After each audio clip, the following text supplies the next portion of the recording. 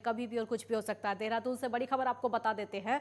Vigilance office में रामविलास यादव से पूछताछ। हाईकोर्ट से फटकार के बाद पहुंचे विजिलेंस ऑफिस और आपको बता दें कि उनके खिलाफ मुकदमा दर्ज। आय से अधिक संपत्ति का ये पूरा मामला है और इस मामले में मुकदमा दर्ज। आय से अधिक संपत्ति अर्जित करने के मामले में घिरे हैं आईएएस रामविलास यादव के रिटायर होने से पहले गिरफ्तारी की तलवार लटकती हुई नजर आ रही है। रिटायर होने से पहले ही उन पर गिरफ्तारी की तलवार लटकती हुई नजर आ रही है। हाईकोर्ट में गिरफ्तारी पर रोक लगाने के लिए याचिका दायर की गई है। हाईकोर्ट में याचिका दायर कर दी गई है गिरफ्तारी पर रोक लगाने के लिए, लेकिन विजिलेंस परत दर परत तहकीकात करके लगातार अपनी कोशिश कर रही है कि जो सच्चाई है उसको बाहर लाया जाए। आपको ये भी बता दें कि हाल ही के दिनों में विजिलेंस ने उनके ठिकानों पर छापा मारा था।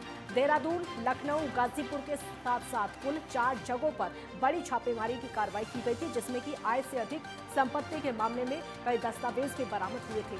सूत्रों का कहना है कि देहरादून में आय से अधिक संपत्ति के कागज बरामद हुए हैं, जिसमें फ्लैट के कागज भी शामिल हैं और इसी तरह से गाजियाबाद का फ्लैट भी, वहां पर कागज बरामद उसके हो चुके हैं और विजिलेंस की जांच में तकरीबन 15 करोड़ उसकी कीमत बताई जा रही है।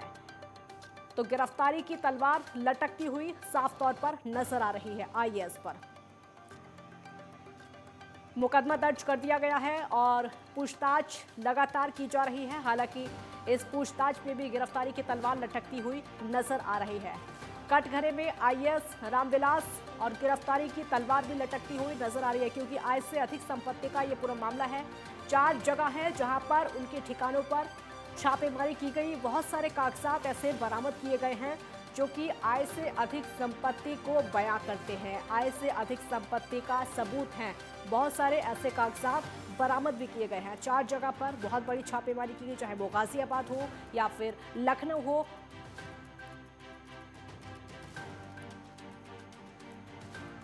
उपेंद्र सिंह राणा संवाददाता हमारे साथ इस समय लाइव जुड़ चुके हैं। ज्यादा जानकारी के लिए उपेंद्र, आईएएस पर गिरफ्तारी की तलवार भी लटकी हुई है, क्योंकि जो छापेमारी 4 जगह पर की गई वहां से कागजात मिले हैं, आय से अधिक संपत्ति के सबूत मिले हैं।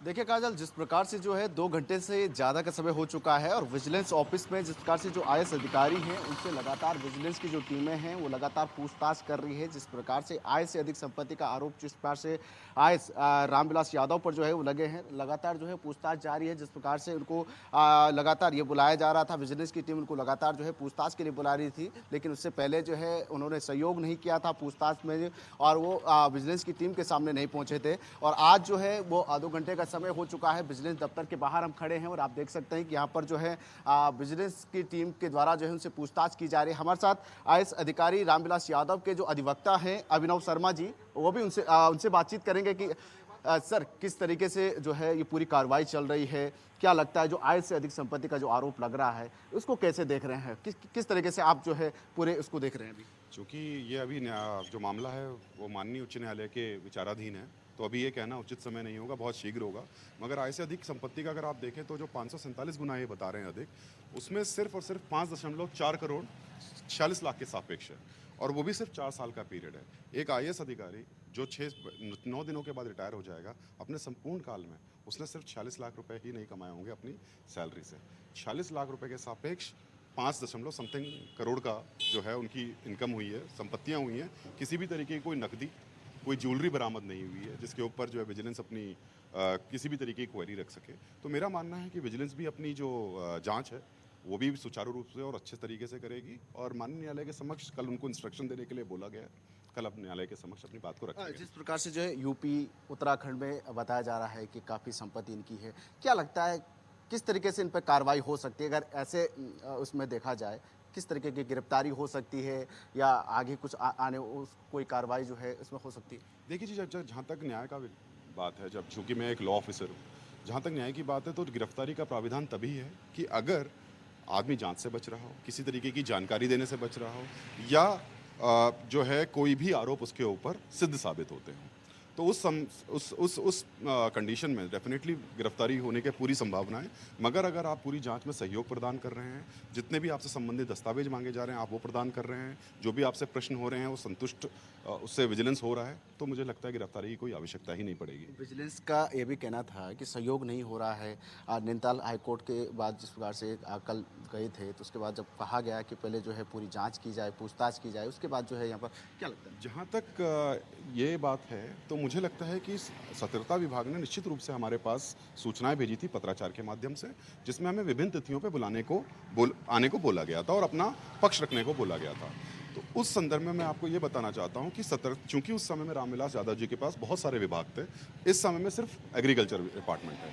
तो चूंकि कई बार कार्य की जो वर्कशॉप्स होती हैं, जो कार्यशालाएं होती हैं, उसमें अलग अलग जगह प्रोजेक्ट योजनाएं चला करती थी, उस संबंध में उनको वहाँ जाना पड़ता था और रामविलास यादव जी ने पत्राचार के ही माध्यम से सतर्कता विभाग को उस बारे में सूचित भी किया है। तो उनका ये कहना कि आ नहीं रहे थे या एब्सकॉन्ड हो गए थे तो बिल्कुल गलत है। तो क्या लगता है कि जो 500 से अधिक आय की जो बात की जा रही है, 547 गुना, तो क्या लगता है ये गलत है या आपके अभी जो आपने कागजाती जो आपने देखा होगा आईएएस अधिकारी के, किस तरीके से इसको पूरे छानबीन आपके द्वारा अभी की गई होगी कि कितना है क्या नहीं है, वो डिटेल्स क्या लगता है आपको? जी, चूंकि मैंने माननीय न्यायालय के सामने भी ये बात को रखा था, सबसे पहले हमें देखना बहुत ज़रूरी है कि शिकायतकर्ता कौन है। शिकायतकर्ता अगर आप देखें उसका नाम हेमंत कुमार मिश्रा है, जिसकी शिकायत के ऊपर ये एफआईआर दर्ज हुई है, जांच हुई है। उस शिकायतकर्ता का भी अगर आप देखें, उसकी संदेह निष्ठा और इंटेग्रिटी को भी देखें, तो लखनऊ का एक ब्लैकमेलर है जिसके अगेंस्ट 10 से 15 मुकदमे दर्ज हैं। उसके जांच को आप संज्ञान लेते हुए एक जांच करते हैं उस व्यक्ति के खिलाफ जो 15-20 दिनों से अवकाश पे चल रहा था स्वास्थ्य खराब होने की वजह से। अब चूंकि इनकी जो पुत्री हैं वो भी एक लॉ ऑफिसर है, कैलिफोर्निया में सेटल्ड है और इनका बेटा भी लॉयर है, तो चूंकि जितना भी इन्होंने संपत्ति का ब्यौरा लिया है वो सिर्फ इन्हीं का नहीं है, कुछ इनके पास पैतृक भी है क्योंकि ये एक किसान के परिवार से आते हैं। इनकी पत्नी जो है प्रबंधक हैं एक जनता स्कूल में, इनका जो बेटे की भी अच्छी अर्निंग है।